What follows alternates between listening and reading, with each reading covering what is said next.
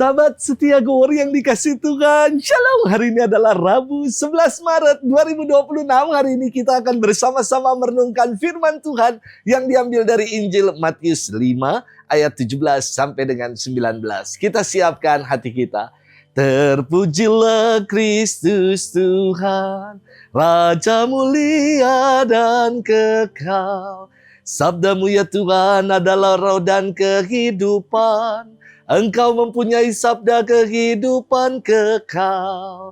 Terpujilah Kristus Tuhan, Raja mulia dan kekal. Tuhan bersamamu dan bersama rohmu. Inilah Injil suci menurut Matius, dimuliakanlah Tuhan.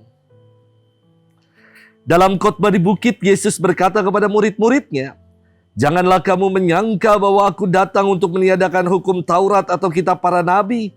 Aku datang bukan untuk meniadakannya, melainkan untuk menggenapinya. Karena aku berkata kepadamu, sungguh, selama belum lenyap langit dan bumi ini, satu iota atau satu titik pun tidak akan ditiadakan dari hukum Taurat sebelum semuanya terjadi.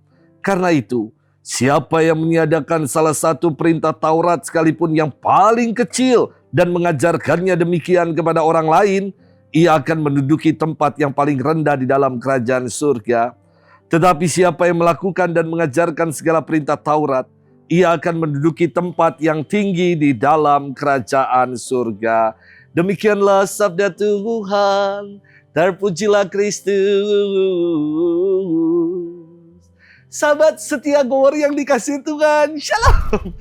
Dalam kita berkendara ada yang namanya rambu-rambu lalu lintas untuk ditaati.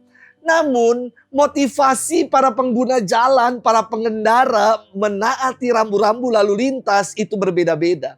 Ada yang menaatinya karena takut kena tilang dan didenda. Jadi kalau tidak ada CCTV, tilang elektronik, dan tidak ada polisi, terabas.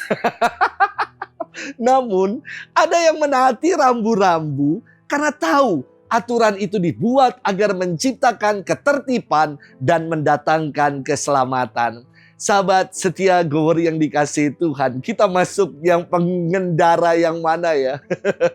Hari ini Yesus bersabda, "Janganlah kalian menyangka bahwa aku datang untuk meniadakan hukum Taurat atau kitab para nabi.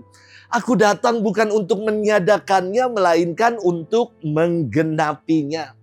Tuduhan yang ditujukan kepada Yesus bahwa kehadirannya adalah untuk meniadakan hukum Taurat tidak benar.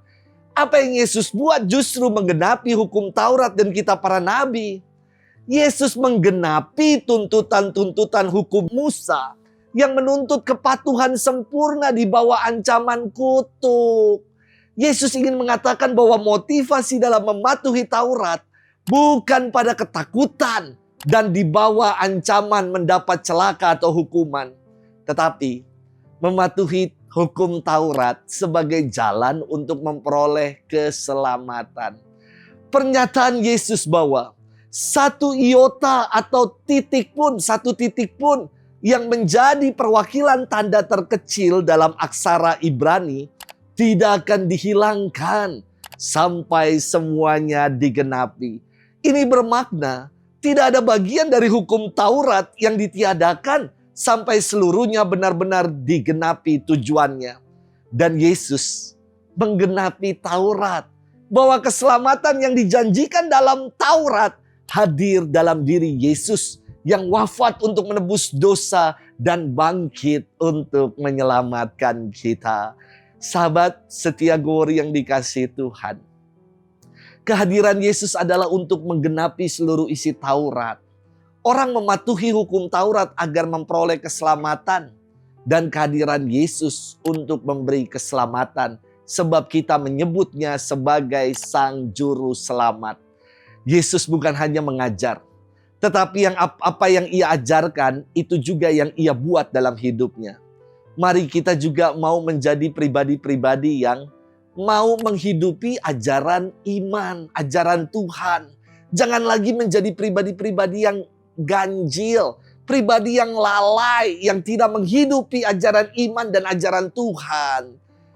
menggenapi panggilan Kristiani, artinya kita diutus untuk memenuhi panggilan hidup kita sebagai pengikut-pengikut Tuhan, sebagai pembawa kabar sukacita. Salah satunya, kita diajak untuk semakin mengasihi, semakin peduli, dan semakin bersaksi dengan melakukan pertobatan ekologis. Kita mau berjuang untuk melakukan itu. Selamat bermenung. Tuhan memberkati kita selalu, Bapa dan Putra dan Roh Kudus. Amin.